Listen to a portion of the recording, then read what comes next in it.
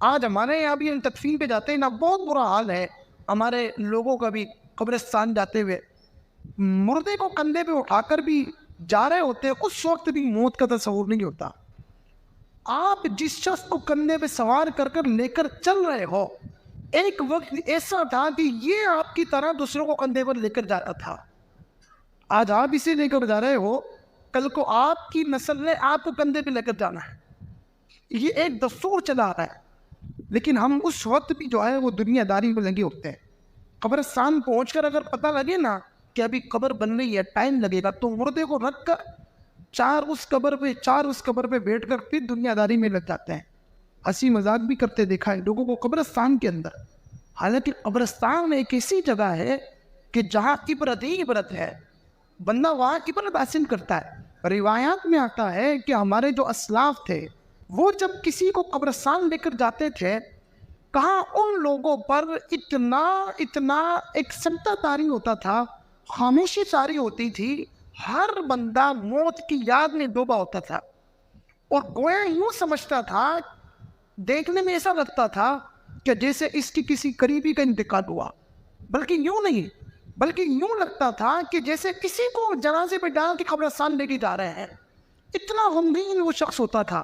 اسی بنا پر اس دور کی جو علماء تھے انہوں نے یہ فتویٰ جاری کیا کہ قبرستان جب جاتے ہیں خاموشی کے ساتھ جاؤ، کلمہ بھی نہ پڑھو، درود بھی نہ پڑھو، نعت بھی نہ پڑھو، بالکل خاموش. کیوں کہ اس دور کے لوگ اتنے اچھے تھے، اتنے خاموش اور اتنی موت کی یاد والے تھے.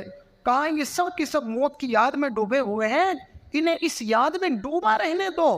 اگر تم کلمہ پڑھو گے، تم نعت پڑھو گے، تم کوئی ذکر کرو گے، ان کی اس یاد میں خلل پڑے گا. کہا خاموشی سے قبرستان جاؤ، ان کو اس یاد میں ڈوبا رہنے دو. لیکن پھر کیا ہوا؟ زمانہ بدلا، وقت بدلتا گیا. پھر میرے جیسے لوگ آئے، ہم لوگوں نے موت کو یکسر بلا دیا. اور اب قبرستان جا رہے ہیں تو خاموش جائیں گے، تو خاموش تو ہم رہ نہیں سکتے. ہم نے کوئی نہ کوئی بات، فضول بات تو کرنی ہے. نہ موت کی یاد ہمیں آتی، نہ ہم کوئی اچھی بات کرتے. علماء نے پھر فتویٰ تبدیل کیا. اعلیٰ حضرت امام اہل سنت نے فتح و رضیہ میں بڑی تفصیل سے لکھا اسی مسئلے کو. کہا کہ جب متاخرین علماء نے، بعد کے علماء نے دیکھا کہ اب لوگوں کی حالت تبدیل ہو گئی ہے، جس بنا پر کلمہ پڑھنے سے منع کیا تھا وہ وجہ تھی کہ موت کی یاد وہ تو ان میں ہے نہیں، تو اب خاموش بیٹھنے سے بہتر ہے ان کو کہو کہ ذکر و اذکاری کرتے جائیں تاکہ اللہ کا نام تو لیں گے.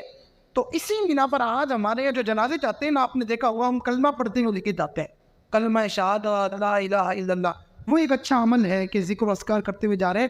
اب اس میں کوئی گناہ بھی نہیں، کوئی ممانعت بھی نہیں.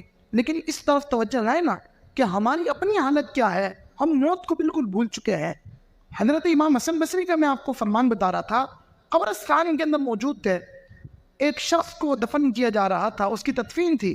تو امام حسن بصری نے ایک شخص سے پوچھا کہ بتاؤ، لوگوں سے پوچھا، اے لوگوں بتاؤ، اگر اس شخص کو زندہ کر دیا جائے اور اسے کہا جائے کہ اب تو آزاد ہے، جہاں جا کر دنیا کے اندر اپنی زندگی تو جی، اور اب تمہیں جو ہے وہ زندگی گزارنی ہے، تو لوگوں بتاؤ یہ آگے زندگی کیسے گزارے گا؟ لوگوں نے کہا کہ حضرت یہ تو بڑی اللہ کی عبادت کرے گا، یہ تو بڑی نیکیوں میں زندگی گزارے گا، یہ تو کوئی گناہ نہیں کرے گا، اللہ کی کوئی نافرمانی نہیں کرے گا، اس کی تو کوئی نماز بھی قضا نہیں ہوگی. امام حسن بصری نے فرمایا، بولا لوگوں، اس کو تو سانس نہیں ملنی لیکن تمہاری سانسیں باقی ہے.